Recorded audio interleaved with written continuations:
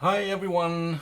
The polyrhythm function in the Rhythm Designer RD-8 by Behringer is a very interesting function that can be used to create some unpredictable grooves and interesting rhythms. You can go all crazy with this function setting, and this is, as you probably already know, this is what polyrhythm does. You can create an individual loop length for all of the parts in the RD8, including the accent part. Even the accent part can have its own number of steps, from a minimum of 1 to a maximum of 64 steps for each part. You can have the kick on 4 steps, the snare on 12, the toms, or each individual tom on anything in between 1 and 64, like I just said.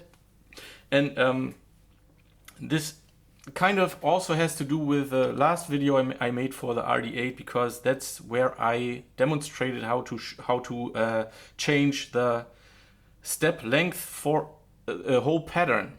But then someone commented on this video saying, well, I should have mentioned that if you have the polyrhythm function activated for the pattern you're making, this can really throw you off, because when you have that activated, then you're thinking you're changing the length of the pattern. You're actually only changing the length of the part that you have selected. In this case, it would be the accent part. I would try to change the length of the pattern, go in step mode if polyrhythm was activated, and then go to length and make changes there. But actually not changing the pattern length, but only for this one part. So if you want to change the length for a whole pattern, make sure that poly, pressing the settings knob and then step key number 7 that has poly printed over it, is set to off, like it is in this case. If this is on, and you have to fiddle around a bit to switch this to on, maybe there's something that needs to be done to the firmware in here, then you can make changes for all the individual parts. And that's what I'm doing right now. I want to have maybe 7 steps for the snare drum, 4 steps for the bass drum, and then maybe only changing the hi-hats now to... You can even have different assignments for open and closed hi-hat, for example. I have the closed hat on 5 and the open on 7 steps now. And I'm sure most of you will know this, but this is also very interesting. I think just like in the original, the 808, you can have you can create a different sound when you place closed and open hi-hat on the same step. Then you get something that sounds more like a hi-hat that's played with your foot when you press the pedal down fast to make this. It sounds a bit different than a closed hi-hat. It's closer to a closed hi-hat sound, but yeah, okay. So, like I said, in order to activate polyrhythm, press the settings knob, step key number 7, polyrhythm will come up in the display, switch from off to on. Now you can leave settings mode, pressing the settings knob twice. Now I am in step mode. You could now end up in song or pattern mode, but switch over to step mode now. Press record, select your part that you wish to program now. I'm going to place steps for the accent on 1 and 6, on just the first step for the bass drum part. And by the way, these loops all have to start on step key number 1. You cannot... I'm going to test this, but I don't think there's a way to make it start on another step key, like starting at step key 5 going to 12 or something.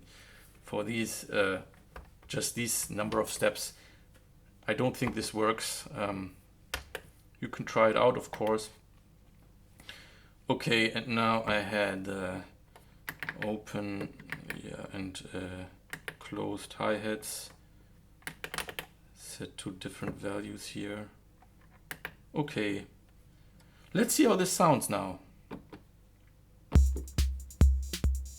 And now you can see I'm not using, by the way, I'm not using the wave designer or analog filter to spice everything up.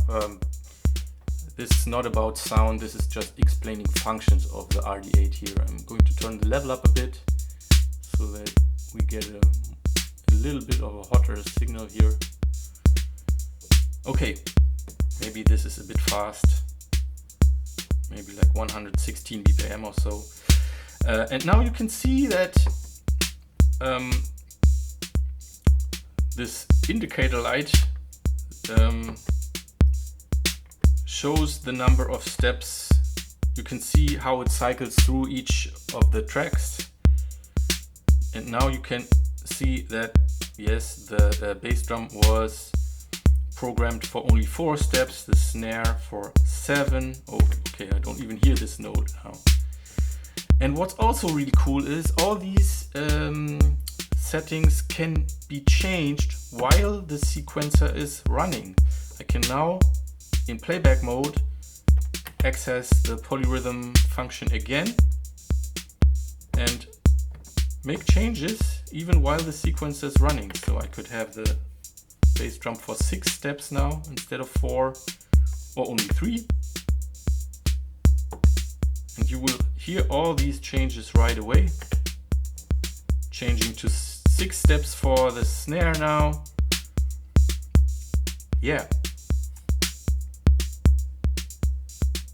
This is rather straight now. Maybe I should put in something odd again to make it a bit more interesting.